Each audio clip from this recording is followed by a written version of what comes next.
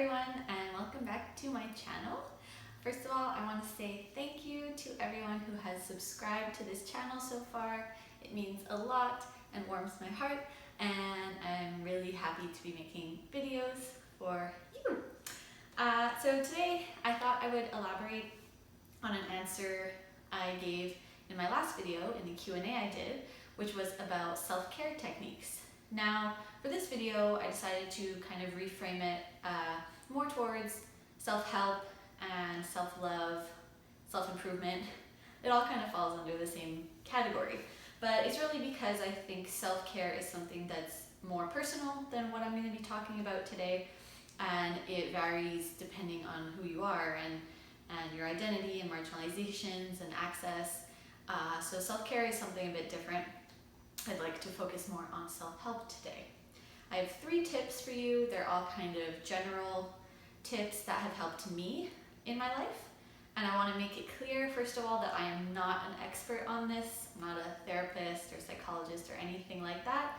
But I just want to share some information that was very, very helpful to my own self-improvement and my own journey of self-love. Yes, it's corny. Get into it. We're going to be corny today. But yeah, I'm not an expert, but I wanted to just share some of the stuff that's helped me, and some of the things that have helped me I linked below. They are links to Instagram posts that I've saved that have really, really inspired me and continue to inspire me, and maybe will inspire you as well. So let's get started. Tip number 1, it's my fundamental tip, and it is that you should treat and take care of yourself as if you were a loved one. So I think we are all way too hard on ourselves. How we talk to ourselves inside of our head is usually really negative and usually pretty mean. And I think that we should change that. So I want to do a little experiment. I want you to take a second to think of someone that you care about or love very deeply. Okay. And now I want you to think of some of the worst things you have said to yourself in your head. My question is, would you say those things to the loved one that you're thinking of? My guess is no. You are a loved one. You must treat yourself with the compassion and love that you rightfully give to the people in your life. And something like this needs to become a habit, so it requires a lot of work. But the thing is that your friends and family, they're going to change and unfortunately pass away over the years, but you will always be you. Your headspace will always be connected to you, so why not make it a safe space? No one else can hear your thoughts. Might as well treat yourself with love, right? For example, if you had an interview for a job, you thought it went really well, but in the end, you didn't get the position. Instead of thinking something like, oh my god, I suck, I should have been able to get that job, why didn't I get it? I want you to think something like, this situation sucks. I'm disappointed at the result. I wish it would have been a different result for me this time, but you know what? I'll learn from this. Maybe, if appropriate, I might contact the hiring personnel and ask for feedback. Depends what situation you're in. But this is more along the lines of something that you would probably tell a loved one. I don't think you would tell them, you suck, you should have been able to do that. Right? So it sounds corny, but tip number 1.5, the corny stuff works. All those phrases and sayings that people hang up, on their wall and have like a mat outside of their door with like random sayings, most of the time, 99% of those sayings are actually really helpful. That's what I've learned over the last 1.5 years, 2 years. So accept that help when it passes you by. Tip number 2, allow yourself to rest. We live in a capitalist society and world, and it's meant to function as if we were robots, who never need to rest, and who constantly produce. But we are not robots. We are not robots. We need boundaries, we do need rest. And that doesn't necessarily mean just kind of lying in bed sleeping. Rest and relaxation is kind of like self-care. It's a pretty personal thing. For me, I'm an introvert and I get energy from being alone. So I factor in rest and relaxation time for myself every day. For example, yesterday I actually had a really long day. I worked at my job from 9 to 6, then I went straight to a different town to teach, and then I had to wait for the bus, and I got home maybe at 8:30 or 9, I don't remember. But then I laid in my bed and went on my phone, went on social media, I read a bit, and I watched an episode of a TV show because I needed that. I did not get home and say to myself, all right, time to practice a bit, time to send emails and do this and do that. No, I spent a whole day working. I needed that rest. The thing is, I need the rest because I do want to be productive, usually. Productivity does not equal worth at all. But at the same time, there are things that I want to do. For example, today, I knew I wanted to practice and create this YouTube video. So I needed that rest last night because I needed energy, mental energy for things like this. So try and think about what rest and relaxation means to you. Where do you get your energy from? And then do it. Don't just think about it, do it. All right, tip number 3. When tough things happen, reflect on them and learn. For using the example of the job that you didn't get, the first step is to make sure your self-talk isn't too deprecating and that you're not berating yourself and yelling at yourself and feeling shame and guilt. That's one step. Second step would be maybe to factor in some rest and relaxation after that event. So you get the bad news and then you say, you know what, I'm gonna pause this situation, pretend it's not happening, do something that provides me comfort and energy and safety.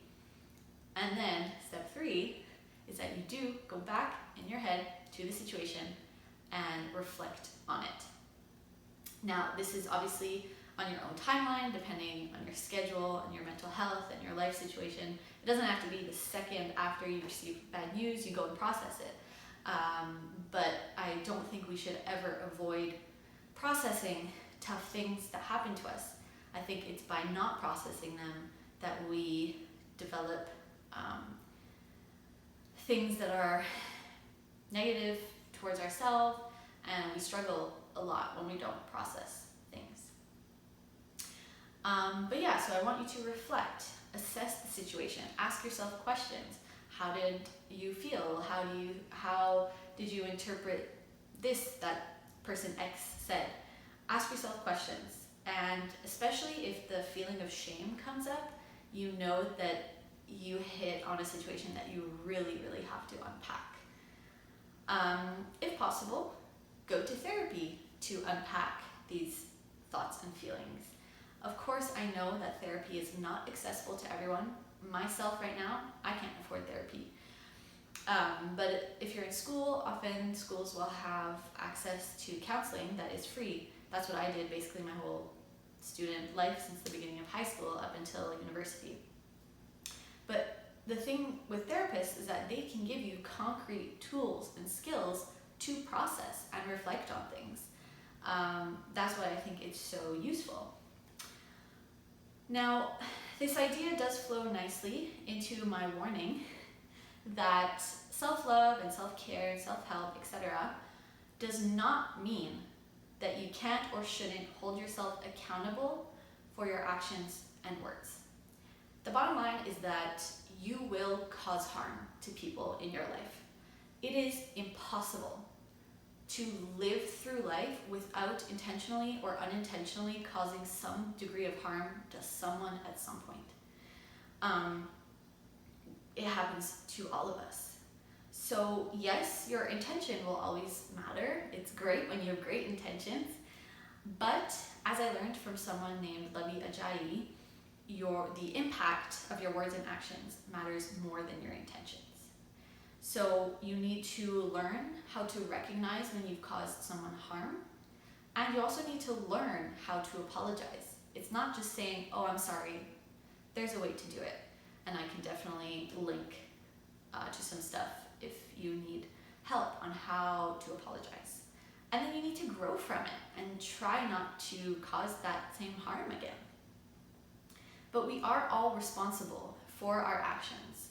And we need to do the work of being open-minded and accept the fact that you will make mistakes. It is unavoidable. So just accept that. But what it matters most is if and how you learn and grow from those mistakes. So I really want you to keep that in mind. Self-love is not just saying, oh, I love myself, that means I can do no wrong now. No, you are always accountable for your words and actions. Now, if you are still watching, I have some bonus tips for you. So, bonus tip number 1, curate your social media. The only people you should be seeing on your social media feeds are people that bring you joy, that you're learning from, and or that you are getting inspired from. If someone is making you feel shame about your body, unfollow. If someone is making you feel shame about your sexuality or gender or race or anything, unfollow. You do not have to follow anyone, even if they're your friend, even if they're a family member. Trust me. Bonus tip number 2, ask for help. There is no shame and no guilt in asking for help when you need it from your friends, from your family, and especially from professionals when you have access to them. And then if you seem to receive help that is helpful, accept that. Accept help, because you need to realize that you are worthy of help. Bonus tip number 3, know that you cannot control feelings and emotions that you experience, but what you can control is how you react to them. Sounds like one of those cheesy sayings, but it's a good thing to remind yourself of. So there's no shame in feelings and emotions. We don't choose what we feel and which emotion surfaces after a situation. What we can control is what happens next. So that's all for today. I want to thank you for watching this video. Please leave a comment below if you learned something today, or if you'd like to share a tip that I did not share in this video. This will be a topic that I'll be coming back to in the future anyways, with different angles and for different specific kind of subtopics. Please like this video if you liked it, share with your friends, and subscribe to the channel for more content. You can follow me on social media. I will always leave the links below in the description box. Thanks for watching, and have a Flutey Feminist day. Bye!